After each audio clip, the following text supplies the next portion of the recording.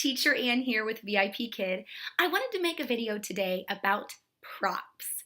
Props, props, props, props. Props all around.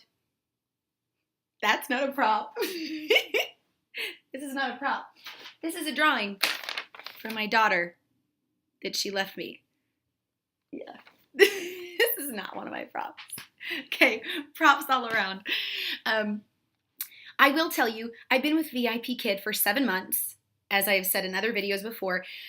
Ever since starting, I am a props minimalist. I know of a lot of teachers that use a ton of props. They have props for everything. I do not. I like using minimal props. I'm very animated. I do have a few props that I'm going to show you, but I do like just trying to teach with what is given to me in our slides as much as possible, along with bringing other little things in. So with that being said, let's get started. My number one prop that I say really no VIPkid teacher can live without is your whiteboard. Where is my whiteboard? Your whiteboard. Whiteboard, for sure. Whiteboard, this is my eraser. And a dry erase marker. I use this constantly. This is my main prop that I use all the time, whether I'm writing letters, whether I'm writing a sentence that I want the student to read, whether I'm writing out sight words that I want them to repeat later on if I don't want to write it on screen. Whiteboard. Always have your whiteboard. And along with all of you teachers who are coming on to VIPkid, have not had your interview yet, a whiteboard is always a really good thing to have as well. So just so you know. Whiteboard, number one. Number two, my second most used prop, are my blocks. I use blocks whenever I'm doing word blending with the kids, whenever they're working on, three-letter word blends, or even four. But say with this one and they're working on ig, I'm able to hold up the two letters. I can hold them up separately. I. That's really bright. I.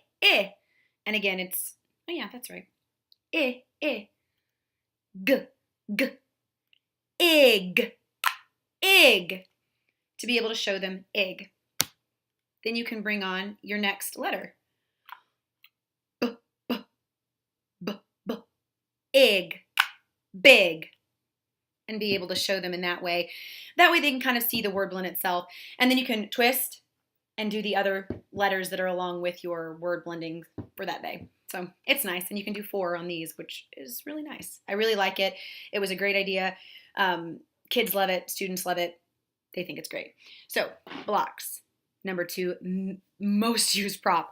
I have cutouts just on popsicle sticks of Mike, Meg, and Dino.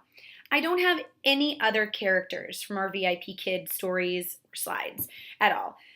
These are my main 3 that I use. If there's another one, Lily or any of the other VIPkid characters, I just use what's on the screen. But Meg and Mike and Dino, those are your main 3 that you're going to see constantly all throughout your slides. And I love having Meg, Mike, and Dino that I can have to show my students, along with showing them, she is a girl. He is a boy.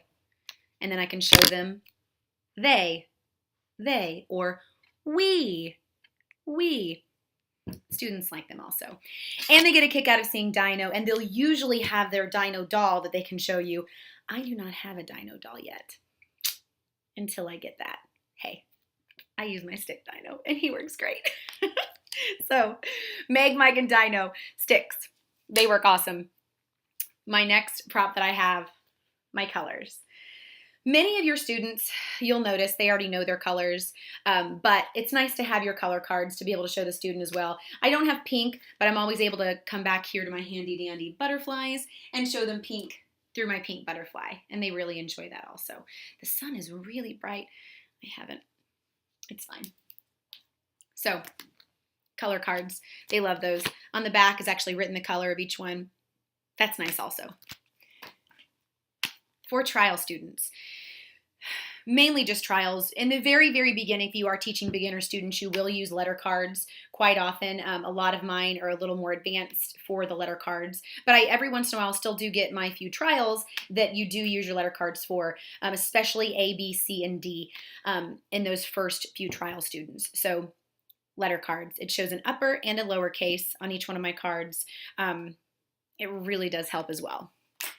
My last two props that I use, final two, I don't use anything else really, are my American flag that I can wave whenever we are teaching about America, and my Chinese flag that I made out of my popsicle stick.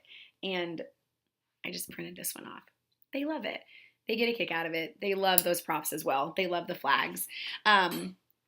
So really that's about it. Aside from my reward systems, which I will say, this is kind of an add-on, but reward, reward, reward. I know a lot of teachers use a secondary reward system. Some don't, and I'm sure they're fine and they do great.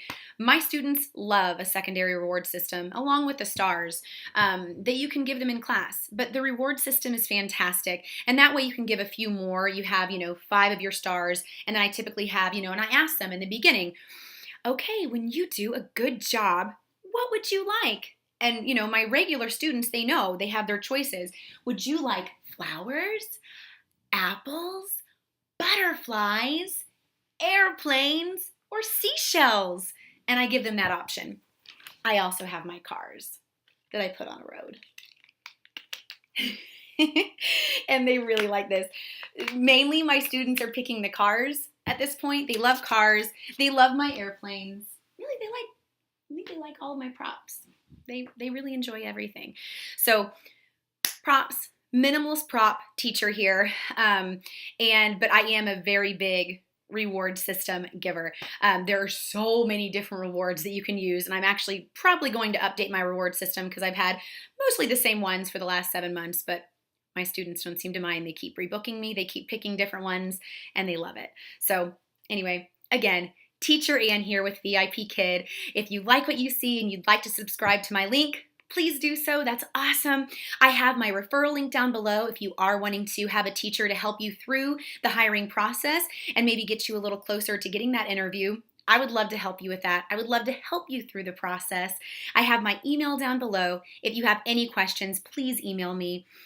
Again, referral link, email. I'm here for you. If you need anything else, please don't hesitate to send me an email. I would love to talk with you, love to email back and forth, whatever works. I'll see you soon, guys.